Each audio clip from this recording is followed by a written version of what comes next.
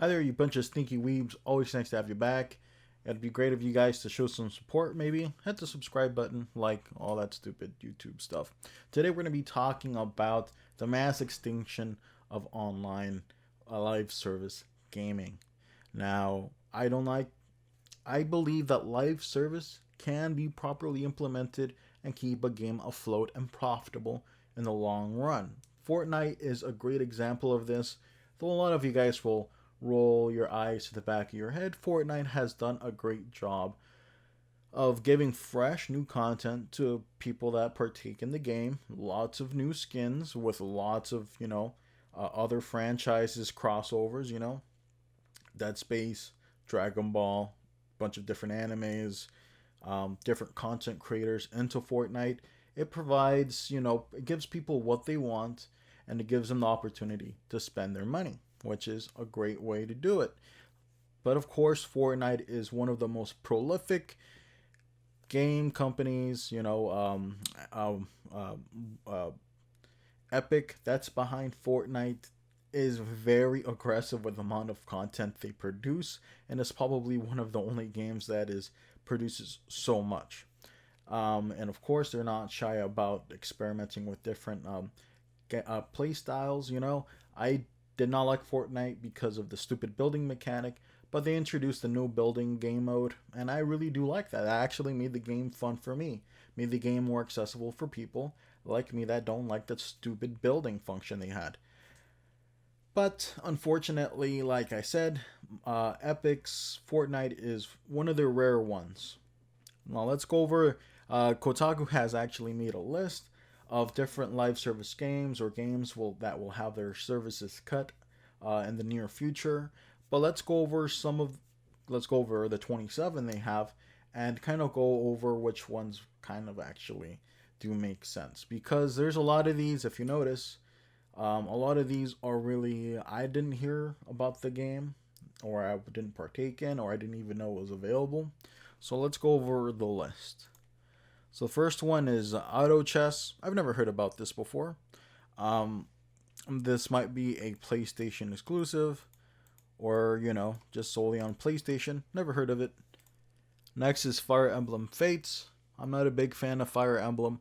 I know a lot of people are, but I've never really seen or played it. Because I'm just not a fan of Fire Emblem. If you are a big fan of Fire Emblem, it looks like you might not be able to access it anymore because of the Nintendo shop shutting down. Nintendo 3DS and Wii U eShops. Yeah, so Nintendo's eShops will shut down eventually. It's important that if you bought any games, to download them immediately, because once the shop goes down, it'll be a little harder to access those games, if not impossible.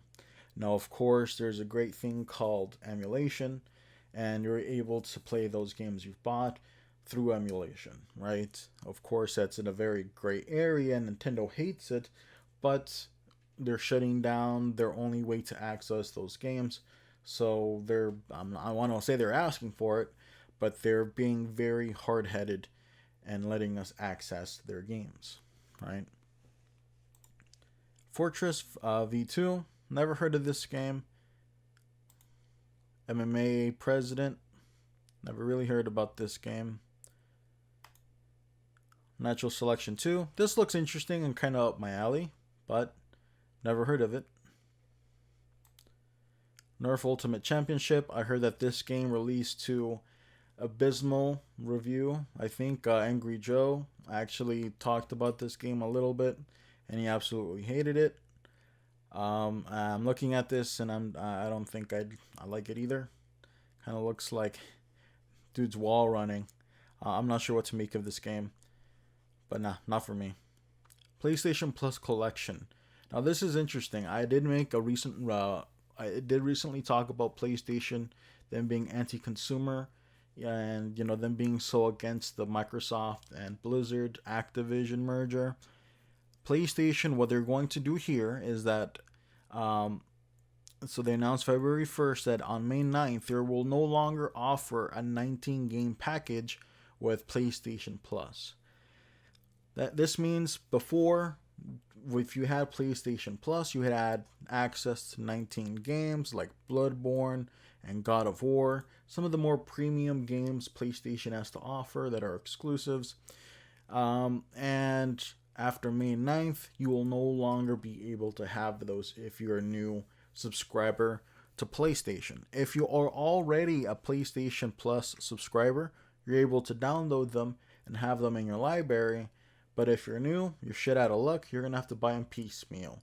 Same thing if you, for whatever reason, your library gets wiped, I don't know, bad hard drive or something, and you're trying to re-download these games, you're shit out of luck. You're gonna have to buy them piecemeal. I do not know why PlayStation is doing this when Microsoft offers a much more friendly approach with their subscription services. I'm not sure what PlayStation is doing. Maybe they're being overly arrogant because of their console sales, but I think this is going to hurt them in the long run. PlayStation, of course, has a great tendency to re-offer old games on their newer hardware for little to no change. And of course, they're going to be charging you that $70 price tag, right? So I'm not a big fan of this. I actually really do hate this, and I am happy that I don't have a PlayStation. Um, Project Zandata, never heard of it. Revived Witch, never heard of it. Soul Eater, never heard of it. Werewolf Online, never heard of it. Apex Legends Online. This is kind of surprising. I thought Apex would have a larger mobile fan base. I know Call of Duty Mobile has a huge environment. They have a lot of people playing. Surprises me that Apex Legends doesn't have a big one. Obviously, they're canceling their services, so obviously their reception wasn't good enough for them to keep maintaining the mobile game. Um, I can't say that I'm surprised though. I have heard that Apex, the mainline game, is not doing too well. Its support is kind of withering up. I'm not sure what they're going to be doing, but they do have to change something. Either more content, obviously that'll always help. Um, they have to do something more. But Apex Legends mobile is gonna get canned. Babylon's Fall. Babylon's Fall, obviously. um, it is a game that really released with no fanfare. It really released kind of in a, I don't want to say broken state, in a very lacking state. And it saw little to no support. So them canceling the game, it was kind of not surprising. Battlefield Mobile. I didn't even know this was available. Okay, they didn't really do a good job of marketing this. Maybe mobile would have been a better. I've never really played any online mobile games or FPS. However, this might have been good. I never really saw it going anywhere. I never really saw it announced anywhere. So it's surprising to me. But with the new release of Battlefield, with the newest Battlefield iteration, it's not surprising me that the EA is hurting with Battlefield, right? Them canceling the mobile version, I'm not really surprised. Bravery Default, I really don't play this game. However, this is a Square Enix title, and Square Enix has been hurt pretty bad. For Forspoken, released to a massive flop, obviously didn't do as good as the company thought it was going to do, and because of that, that might have shooken up the company enough to kind of put this game to rest. However, this game did release in 2012, so it's been an older game. Maybe they burned the game out, and it's time for them to move on to something else. Crime Site, never heard of it. Crossfire X, never heard of it. Death Verse, Let It Die, never heard of it.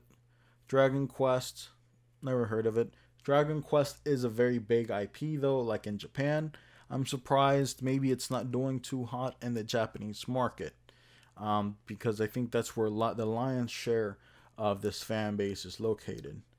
I'm not sure when it was released, but maybe this was one of those games that released a mixed fanfare over in Japan. I'm not sure. Echo VR. I have VR, but I've never played this or got into this. Final Fantasy VII, First Soldier. Never played it. I didn't know anything about this. I didn't know there was another other online Final Fantasy games. Let's be real here. There's tons of them. I didn't know this was available. Yeah.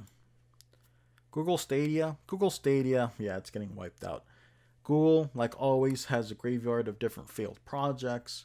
Stadia being part of it doesn't really surprise me. The reason why is because when Stadia was announced, I initially thought Stadia was going to release something like the Xbox Game Pass, where they would offer a library of games for a subscription service, and then you'd be able to play those games. However, that wasn't the case. What they offered was just you signing up, paying a membership fee for Stadia, then having to buy your games piecemeal if you want to play them online. Why should you do that if you can just go to Xbox's service, pay their subscription price once, and have access to the library of games on Game Pass? So Google Stadia was actually released in a very, very good time. It was a time of microchip shortages, of PC component shortages. They were released in a time where there was a good opportunity for Stadia to kick off. But because of the policies involved and how you were going to play games, it kind of led to Stadia's immediate downfall. Let's be real here. When it was released, no one really saw Stadia as a real contender because of their, having to buy games piecemeal policy, and also because of some of the other stuff like game latency and really the games depending on your connection, how speedy your internet is. If your internet wasn't fast enough, then your Google Stadia experience will deteriorate fairly quickly, right? So only people with good internet connections would have been able to really take advantage of Stadia. But why would you want to take advantage of Stadia if, again, you have to pay for the membership and the piecemeal games when you can just go to Xbox's Game Pass service and get that instead? So, doesn't really surprise me. But at least Google Stadia did a very good thing, and they're refunding all of the money that you spent on games. They're giving it back, So even if you spent $300 on some games on Stadia, you're going to be getting that refund. And some of those games are offering cross-platform data saves. So if you bought Red Dead Redemption 2 on Stadia, I think you can get it ported over to like Steam or other platforms. So that at least they're going about it in a very charitable way. Hellfire Tactics, never seen this. Kind of looks like Hearthstone, I don't know. Knockout City, I've seen gameplay of this a little bit, but I was never really interested in it. Rumbleverse, I think out of all of them, really Rumbleverse is the most surprising to me. This and Apex Legends. Rumbleverse was trying to be a contender for like Smash Brothers, and they had a really good roster. However, I think the reason why there was a downfall is because not enough content was being produced. There wasn't enough community-made content. It just kind of quickly fell off, right? When it was announced, there was a lot of hype behind it because you're able to play as Shaggy, Superman, all of these like Nickelodeon characters. And then when it was released, there wasn't really much support. So Rumbleverse, I think, is a real shame. It could have been something more. Unfortunately, this is where the line gets cut. Spellbreak, never seen of it. I've never really seen it. Yeah, so as you can see, there's a lot of games here I've never heard of. Maybe you've heard of many more than me, but me, the average Joe, when it comes to live service games, I haven't really seen majority of these, right? A lot of the big ones are obviously they're the big ones, right? Call of Duty Mobile makes millions of dollars every month. That's not going anywhere. Diablo making millions of dollars every month. That's not going anywhere. Call of Duty Warzone, it's big. It's not going anywhere. A lot of the popular ones you know about probably make enough revenue to stick around. They have enough staying power. They're making enough revenue from microtransactions and cosmetics. They're not going they're not going away anytime soon. However, this just kind of lets companies know you cannot enter the live service market half-assed. You need to have some kind of following, like with Call of Duty, or just be a game that has been out for a long time and commands a loyal fan base. Otherwise, you're going to release to a mixed review. Your content update, it's going to be slow. You're in for live service, it's all about speed. New content, weekly challenges, daily challenges, trying to keep you hooked in the game long enough. Obviously, these games probably offer that, but the challenges they offer probably weren't as substantial, and there wasn't enough to go on. So, though 2023 has been a year where a lot of live service games have been killed off, a lot of the big ones ain't going anywhere because they're making more than enough money to stay on the market. I wish, of course, that this wasn't the case. I don't not believe in mobile games like these. I do not believe that mobile games should demand microtransactions. Sure, if the game is free to play and the game is extremely good and offers value, even though it's free, if you want to give money to the developer via skins or resource packs or whatever it is, that's fine. But I do not believe that, you know, these games can come out with mediocre content, not update, give you some shitty skins, and expect the fan base to kind of, give them their wallets. It's not fair. Obviously, like I said, games like Genshin, a lot of live service games, they're going to be around for a long time because they make enough cash. Unfortunately, to the average gamers, dismay, right? So, like I said, 2023 is going to be a year of the weeds getting cut from the shaft. A lot of games are going to be sticking around for a long time because they have the fan base and they have the content for it. However, some of the mediocre games that were published haphazardly are definitely going to get cut early. And the more trash that gets burned, I think the better the environment is for mobile, right? I don't know. Alright guys, so that's been the video. Hope you liked it. I'll catch you guys in the next one. It's peace.